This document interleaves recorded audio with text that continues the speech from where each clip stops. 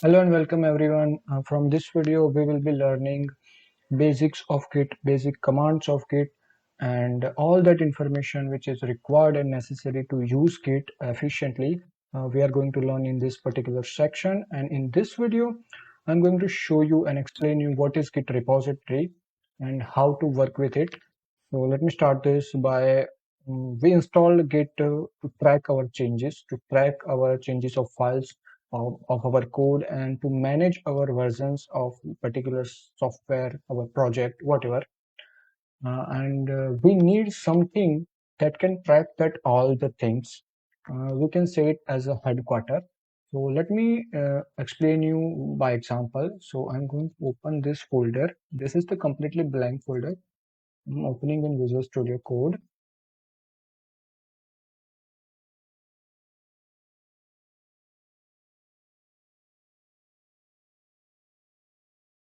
We need one headquarter in this particular area to track all the changes, like which files are included into that particular folder, which files are deleted, updated, whatever happening in this folder, it should be tracked.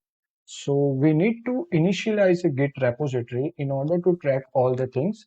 So the command for initialize the Git repository is git init, and this is very basic and important command to create any repository. So git init, and once you click enter, it will create an empty repository, and it is saying that initialize the empty Git repository in this particular folder. You can see that it created .git folder, but I can see that there is no .git folder here. Why? Because it is an hidden folder. So if I go to here in my folders, you can see that that's our folder. And if I delete this folder and I can make it a side by side and I run this command again, you can see that the folder is created right here. Okay, so our headquarter is created, right? And let's see our headquarter is working or not. So let me add one file here. I will add a sample .py file. You can see that the color of my file is changed to green, and it is untracked. And why it is happening, why it is changing the color? Because I installed some extensions for Git. I will list down in one document. You can install those extensions for Visual Studio Code. It will help you to use Git more effectively. So yeah, it's optional, you can do it. And you can see that if I will enter another command, and this is also important command, git status. It's a little bit, let me just clear it out.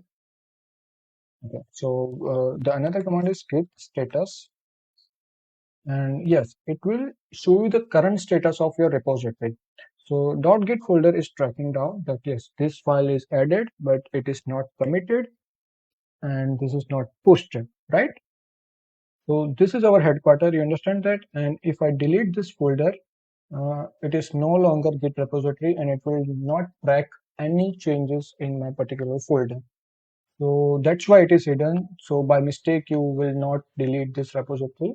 So that's why it's a default hidden. And you cannot create another Git repository in one repository. So if I create a new folder here, and if I want to create another repository in this folder, so the nesting is not allowed in Git. So you cannot create a repository inside a repository. So that is not allowed here. So that is one important thing you need to know. And yes, this is just a basic Git folder. That's what I wanted to show you in this video. And from next video, I will show you the basic commands. So that's all for this video, and I will see you in the next video.